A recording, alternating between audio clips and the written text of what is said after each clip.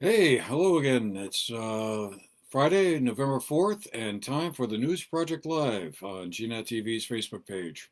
I'm Andrew McKeever, the news director at GNAT-TV's News Project, and it's great to be back again with you today. One more, maybe two more nice days of weather. We've sure had a nice run of unusually warm fall weather, but apparently the weatherman is saying time is approaching when we're going to have to get back to more seasonal temperatures, 30s and 40s and that sort of thing. But what are you going to do? Anyway, well, we're almost there. I guess to get started, we'll talk about the elections that are coming up next Tuesday, November 8th. You've all probably been hearing probably more about them than maybe you've wanted to and some of the issues, but bear with me for one last go around on this before we head into the weekend and you all head to the voting booths next Tuesday or drop off your ballots with your town clerks. At this point, it's probably too late to mail them in because they have to be postmarked by a certain date, and I don't know if you're gonna have a guarantee that if you mailed it today or tomorrow, it's going to arrive in time to be counted. So anyway, we are going to be tracking several races locally. The Bennington 3 district, which is Shaftesbury and a part of Sunderland. Down there, we have incumbent Dave Durfee, a Democrat, who is facing a challenge from Victor Harwood, a Republican. We'll be watching the results from that one. Then, just right to the north of that, the Bennington 4 district. That's where we have a two-member district that includes the towns of Manchester, Arlington, Sandgate, and the other part of Sunderland that's not in the Bennington 3 district. And there we have two Democrat incumbents, Kathleen James and Seth Bongartz. They're being challenged by one Republican candidate, Joe Jervis. Um, the best two out of the three vote getters will go on to represent the district in Montpelier come next January.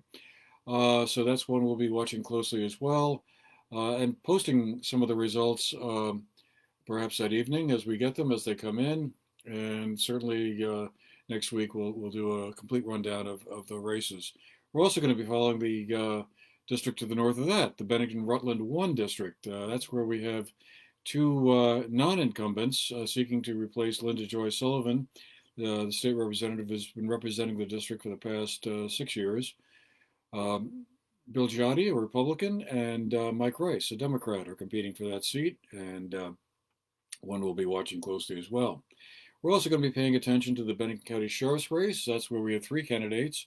James Gully Jr. is running as a Democrat, Joel Howard is running as a Republican, and Bo Alexander as an independent. You may remember all three of them competed in the Democratic Party primary. Mr. Gully won that primary, and the other two candidates decided they also wanted to hang around for the general election, and so will be on different ballots. The other race, well, or issue, I guess, that we'll be watching closely is the Article 22, Proposition 5, the Reproductive Freedom Amendment to the state constitution. Abortion and reproductive freedoms have been obviously an issue over the past couple of months since the Supreme Court threw out the Roe v. Wade decision that they initially uh, okayed back in 1973. Um, and in several states, Vermont being one, have abortion or reproductive freedom items on their ballots as part of a constitutional amendment or some other form. So it'll be interesting to see how that fares nationwide as well as here in Vermont. Statewide, of course, we'll be watching the races for the U.S. Senate. That's where we have Peter Welch competing against Republican Gerald Malloy to replace outgoing Senator Patrick Leahy. At the congressional race, there we have State Senator Becca Balint up against Republican Liam Madden and Libertarian candidate Erica Reddick. We're watching those races very closely to see how they turn out. And then we also have a slate of other state races for governor, lieutenant governor, secretary of state, the state treasurer, state auditor, and attorney general. and so we'll be following those as well. Should be an interesting evening next Tuesday, and we will be preparing some kind of segment on at least the local races and those outcomes.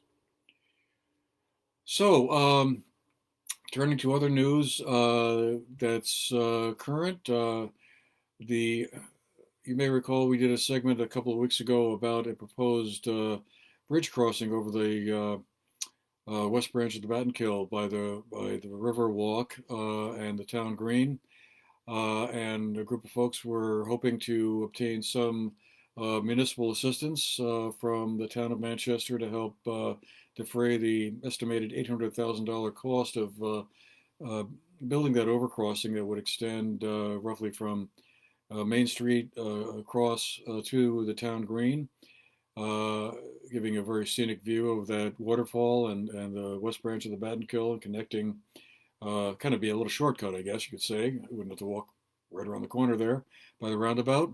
But anyway, at the Manchester Select Board meeting this past Tuesday, the Select Board in a split 3-2 vote said not yet on the $80,000 in town ARPA money that the Riverwalk Group was seeking for that bridge crossing, but didn't close the door completely on it. Might be something they might revisit later, but for right now, um, obtaining that $80,000 is not going to happen. That group has already fundraised a fairly substantial amount of money um, from private sources for it, but was hoping to get some additional town funding. They also were looking for $80,000 in additional funding from another town capital investment fund. That would be a decision that could be made by town meeting voters. So we'll wait and see on that.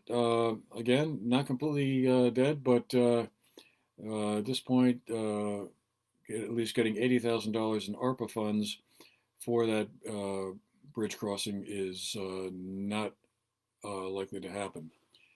But you don't know. It ain't over yet, as Yogi Berra once said. Uh, Also, housing has been big on the news front recently. The At the same select board meeting that discussed about the Riverwalk study on the effect of long-term rentals was held. The Manchester Select Board on Tuesday agreed to pay part of the cost of hiring a consultant, Doug Kennedy, to look at the economic effects of short-term rentals on the housing market in Manchester, to see whether or not they're reducing the availability of other longer-term rentals and homes that are, sort of taking them off the housing market, which, as we all know, is very tight and not a lot of affordable or middle market housing readily available for folks who are looking in that price range. This issue came up also at a housing forum that was held last week, last Wednesday, a week ago Wednesday, at the town hall, where a wide range of issues around housing was discussed. Some state officials were brought down to discuss the big picture, and the local officials were there to talk about what we're seeing in a more local level. And as we all know, it's a very tight and difficult picture for folks who are trying to obtain some housing that's sort of in that middle market range. A lot of proposals, a lot of the reasons why the housing is so tight, supply chain issues caused by the pandemic, labor force shortages were discussed at some length at the 2-hour-long meeting. It's very interesting, and again, we have a segment about that on GNAT's website. If you go to gnat-tv.org, you can find our report on that there. And just continuing briefly on the housing front, noticed today that VT Digger has a report about the conversion of the former Bennington High School building down in Bennington. The state commission in charge of that has waived the need for an Act 250 permit for this. Um, that Bennington officials down there have set aside about $2 million for that conversion of the former high school building into a mixed-use property that would create some space for offices and recreation, and also about 40 residential units. And normally they would need to get an Act 250 permit from the state's under the state's land use and development law, but the Natural Resources Board has decided to waive that requirement, finding that the proposal met the state's criteria for a priority housing project. So that's good news for the folks in Bennington who are hoping to move this project forward. They have lined up a developer for it, Hale Resources, and I guess hoping to get it launched as soon as possible, and not having to go through the Act 250 process will certainly speed that along somewhat. So, good news for the folks down there in Bennington. Also, just wanted to mention real quick that the Southern Vermont Communications Union District also got some good news last week when the Vermont Community Broadband Board approved the CUD's $9 million internet fiber construction grant. That'll be combined with about 3.3 million from Consolidated Communications, which will build a fiber to the home network that'll basically allow, well, it'll be going across roughly 6,400 addresses across southern Vermont, several of which right now don't have internet access at all. So that this new network will be reaching all unserved and underserved residents in the 14 towns that comprise the CUD, and those towns are Arlington, Bennington, Dorset, Landgrove, Londonderry, Manchester, Peru, Pownell, Rupert, Sandgate, Shaftesbury, Sunderland, Winhall, and Woodford. So that is very good news for folks who are looking to get internet service in the first place, and will also be another option for folks who might want to be exploring this new internet service that the Communications Union District and Consolidated Communications will be ushering in. The wiring has already begun down at the southern end of the county, where it's expected to be coming up our way in the northern end of Bennington County sometime next year. There won't be any wiring done over the winter, so things will go on pause for a little while, but sometime next year, there may be a new service for you to explore, and my understanding is that that service is going to be very high speed. So, just take a quick look back at the COVID pandemic numbers. For a while, that was a staple of what we used to cover on our little News Project Live reports. Kind of drifted away from that as the numbers seem to be tracking down. They bumped back up again recently, and for a while, last week anyway, both Bennington County and Rutland counties were in the high range, according to the CDC's tracking. But Bennington County is now at the medium level.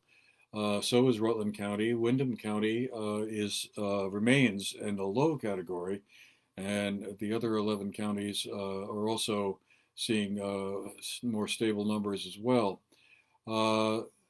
So it leaves Bennington and Rutland County still as the outliers around the state, but at least things are moving in the right direction. So you may ask, well, what determines a low, medium, or high rating? You get to be in a low category if you have less than 10 new COVID hospital admissions per 100,000 people, or less than 10% of the staffed inpatients beds in a hospital are occupied by COVID-19 patients. The medium range is 10 to 20 COVID admissions per 100,000 people. This is over a 7-day period, or 10 to roughly 15% of the hospital admissions are COVID related. High, obviously, puts you greater than 15 admissions per 100,000 people, or more than 15% of the staffed inpatients beds are occupied by COVID patients. So, good news is things are tracking in the right direction, but like I said earlier, it ain't over yet. And finally, probably the most important news for many of you, Vermont's deer season is coming up. It starts on November 12th. It will run for 16 days until November 27th. Hunters may take one legal buck this season if you didn't already get one during the archery deer season. And hunting licenses include a buck tag for this season and also a late season bear tag for November 12th through the 20th. The cost is $28 for residents, $102 for non-residents, and hunters under 18 years of age get a bit of a break. $8 for residents and $25 for non-residents. So licenses are available on the Fish and Wildlife Department's website and also from license agencies statewide. So we all know that deer hunting is a big deal here in Vermont, and good luck to all you hunters out there. Okay, well, we'll leave it there for today. Thanks again for being with us. Great to see you all again, and well, we'll catch you all next week. Have a great weekend, everybody, and take care.